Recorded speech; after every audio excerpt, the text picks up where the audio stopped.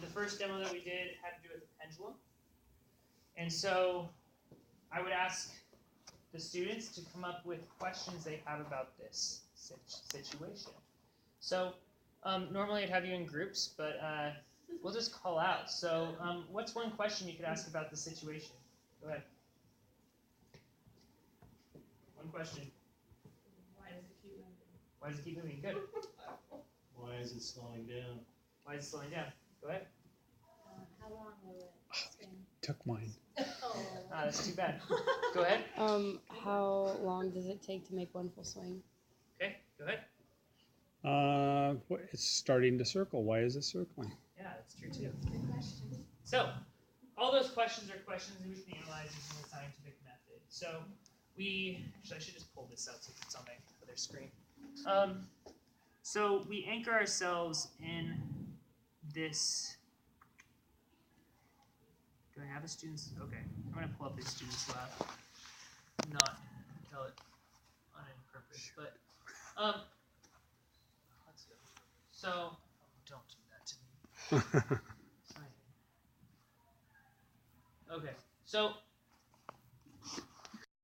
Okay, so I will, anything that I'm doing, anytime I do an example problem, even I'll have the homework problems and that'll be a part of my video. Usually I try to, by the end of the day, have those videos uploaded to my Google Classroom. The goal there is that students who are, mostly if they're absent, whether it be illness, vacation, athletics that takes kids away for a day or a class, that if they're gone, they have access to the complete notes, everything we did in class. They can watch the videos at home, watch them on the bus maybe, to help get caught up. I do realize, obviously, the video is not a catch-all. I would say the majority of students who watch a video instead of actually being in the classroom, it's not going to do the trick. And I'm not expecting it to. I'm expecting it mostly to be an extra resource. Some students can watch a video, get everything, and be right caught up. I encourage students who are gone to watch the video, take notes, find out where they have questions, and come in and ask me those specific questions. Say, hey, Mr. Barline, in this example, I don't get why you did this. Because the more they can try to think of those good math questions, the better they're going to understand it, and the more use they'll get out of their one-on-one time with me. Assignments will be posted here, pictures of the textbook. I don't check out textbooks to the whole class. If the student wants to, I will check one out to them, and they can take it home for the whole semester and keep a textbook at home in case they want to use those resources. But usually I pop a photo of whatever problem we have as homework, and that'll be posted along with this assignment so that they can also have that on their phone if they're on a bus or wherever they don't want to carry around that giant book with them. So that's on Google Classroom. Before I get to questions, I don't want to out this. We just have this. This is our math plan. So all of your students right now are in advanced. This is my first year at Wilsonville, and I'm teaching ESL along with English 10. So I teach 4 sections of English 10, so probably a lot of their friends are also in my class.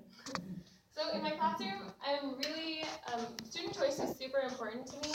I really want to get them as engaged as possible, and I know that a lot of times with 15, 16-year-olds, the best way to get them engaged is to give them options. So I try as hard as I can to give them a wide range of options and choices. And another thing that is really important in this classroom is exploration via reading and writing. So we're going to be doing Articles of the Week, which is a weekly assignment that I started last week. It's 7:30, I'll start, I guess. My name is Sienna Soph. My middle name, my maiden name is Sakurai. So the students call me Sakurai-sensei. And this is my first year at Wilsonville High School. Up till then, I was working at community college. So I am trying to figure out the pace. In college, we go so fast, but now I'm trying to slow down, and sometimes the students need to tell me, you need to give us more time. And I hear that, and I change the pace. I really do. So the student's voice is very important to me. Anyway, so I was born and raised in Japan, and I have 2 boys. One still in high school, the other is 20, and he's on to his own. We have introduction to kanji, which is those characters. along with the alphabets that they have mastered in the first year. And then a lot more complicated grammars are introduced. But I do online classes like this with the slides, and they are uploaded every Friday into the Google Classroom. So if you miss the class, they can go there and look at their slides, as well as syllabus is there. And you'd like, You can sit. it'd be fine with me. In fact, if anybody else comes in, you can get my syllabus. That'd be awesome. Thank you. All my book years going through dissertation I have 10 books in Joe Bartland class. I have been second, and then across the hall, third. I envy And then you. across the hall again, I fourth. envy you because all my classes are. Been a little bit inconsistent, but I'm going to assume that everybody who's coming is here, and if they're not, they can join us in progress. I am Arden Eby. Kids know me as Mr. Eby. This is U.S. history. Since it's the only social studies class that is required of all students in the state of Oregon, and in most states, I imagine all of you have had high school U.S. history. So unlike my other classes, this is like probably something that you've had experience with. Let me tell you, I have not taught this for a long time. I have been the Teachers Association president for 15 years up until last year. And I only taught in the morning, so I only had junior, senior classes in the mornings. And then last year, year before last actually, I resigned from that and went back to full-time teaching. And so I had to add like a couple of freshman classes, and now I'm adding a sophomore required class. And for this one especially, so it's been more than 15 years since I've taught U.S. history. I've always enjoyed it, and I actually asked for it this year. I could have had 2 sections of freshmen, but I said, no, I'll take it. You know, what a different mood it is out there at the moment, you know. It's super patriotic, and like at that time, at this time, I'm not going to say anything about political opinions. It doesn't matter what political opinion you have. It's a different mood in the United States, and it's actually somewhat colored, I think, the way that kids are looking at the issue already, you know, I've noticed. And I try to avoid it, honestly. Not all teachers do try to avoid political controversy. In U.S. history and in comparative religion, which are both potential, and also Middle Eastern studies I teach next period, they all have a lot of political controversy. I try to maintain as like an objective presentation as possible and give the kids the instruments to make their own decisions about things. I told you I'd tell you secret stuff. So the other thing is that you'll notice probably on your schedule it says modern U.S. history. Last time I taught early U.S. history. It has to be controversial enough that reasonable people could disagree with it. They have to present both sides.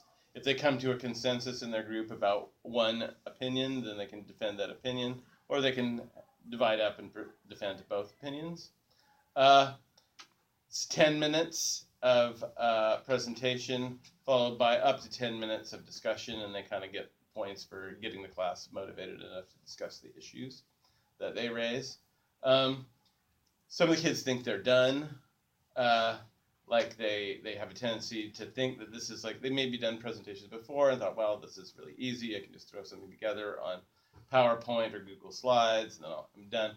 But I'm really asking them to become experts on the topics that they present, stand up there for 10 minutes or so without reading their notes, without reading the slides, talk fluidly on the topics, use the presentation materials like most of them do, a PowerPoint-like thing. Use that to enhance the presentation and don't make the PowerPoint the presentation. Give them more points for getting the class going on the discussion. And I'll help them if they get stuck. You know, in the discussion, sometimes I'll ask a controversial question to keep it going, but I try to emphasize to them to do that. I don't hold their hand on every second on how to do this, but I do give them an hour a week in class to work on the project, and I've had them all put down their topics on cards, and I'm kind of calling them up group by group to go over the topics and give them suggestions. Our first concert coming up on October 21st. It's our Fall Festival of the Arts. For those who have not been here before, this is a combination performance of all of our fine technical and performing arts. It's a showcase, and there's food. This was created a couple years ago as a membership drive for Music and Arts Partners. Music and Arts Partners is a kind of blanket booster for music and the arts